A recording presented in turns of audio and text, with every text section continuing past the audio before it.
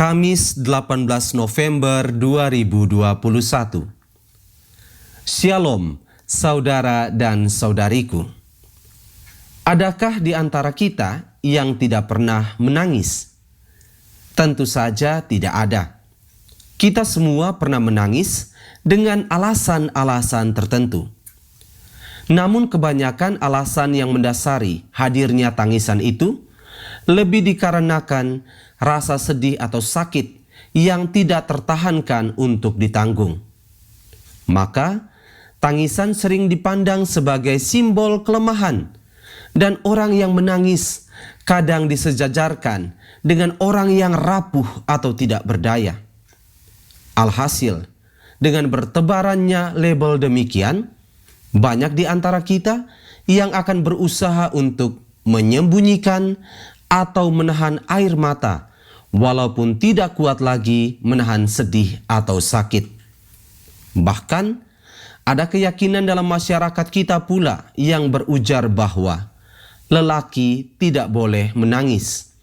Air mata cuma milik wanita. Keyakinan semacam ini jelas amat diskriminatif. Tetapi apa mau dikata, kini telah begitu dipegang teguh. Seorang lelaki yang menangis terlihat lucu dan janggal. Saudara dan saudariku, Injil Lukas bab 19 ayat 41 sampai dengan ayat 44 yang menjadi fokus refleksi kita pada hari ini rupanya juga mengisahkan seorang lelaki yang menangis. Siapakah dia? Dia adalah Yesus Kristus, Tuhan kita. Saat mendekati Yerusalem dan melihat kota itu dari kejauhan, Yesus menitikkan air matanya. Kejadian seperti ini jelas begitu langka terjadi dan amat jarang kita temukan di dalam kisah-kisah Injil. Maka menjadi pertanyaan besar bagi kita adalah, mengapa Yesus menangis? Kalau kita mencermati Injil hari ini dengan baik, jawaban atas pertanyaan itu sebenarnya sudah terungkap dengan jelas dari perkataan Yesus sendiri. Yesus berkata, "Wahai Yerusalem, alangkah baiknya andaikan pada hari ini juga engkau mengerti apa yang perlu untuk damai sejahteramu. Tetapi sekarang hal itu tersembunyi bagi matamu." Yesus menangisi Yerusalem karena Yerusalem sama sekali belum menyadari akan identitas keilahian yang ada pada diri Yesus.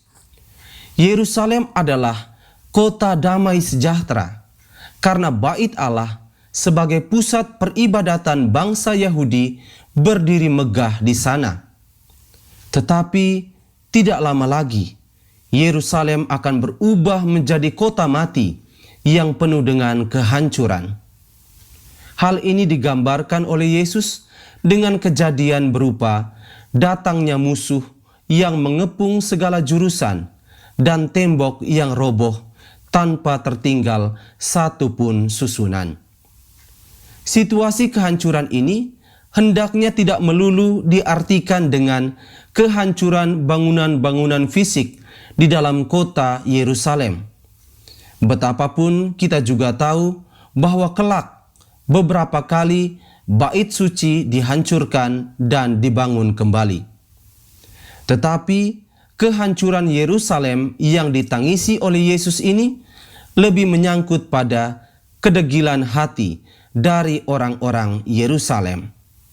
Bagi Yesus, mereka tidak bisa membuka diri sedikit pun untuk menerima keselamatan yang sebenarnya sudah ada di depan mata mereka. Mereka ternyata hanya ingin menyibukkan diri dengan berbagai pemuasan kepentingan pribadi yang malah makin membuat kehidupan iman mereka menjadi mundur hingga mati. Karena itu, jikalau mereka tidak segera memperbaiki kebobrokan hidup mereka ini, amat dapat dipastikan bahwa mereka akan binasa selamanya. Inilah pokok alasan di balik tangisan Yesus atas kota Yerusalem. Yesus tidak sudi Yerusalem hancur berkeping-keping tanpa bekas.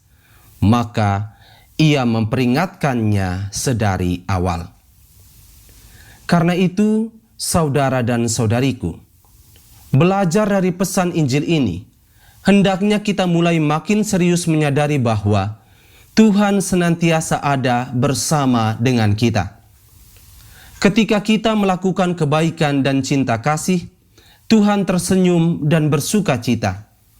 Namun jika kita melakukan dosa dan kelalaian, Tuhan menjadi sedih, bahkan menangisi kita. Itulah tanda kedekatan Tuhan yang amat erat dengan diri kita.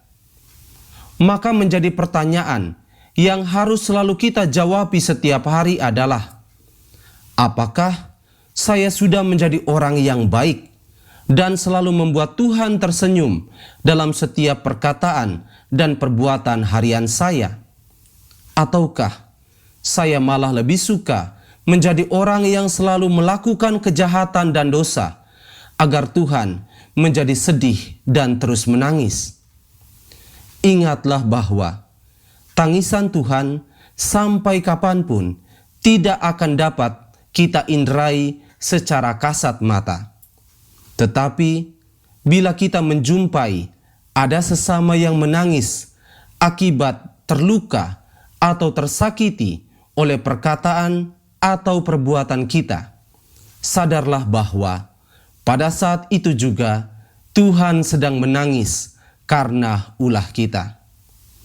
Mari segera hapus air mata Tuhan dengan pertobatan kita, dan buatlah Ia tersenyum dengan ketaatan pada perintah-Nya. Tuhan memberkati kita sekalian.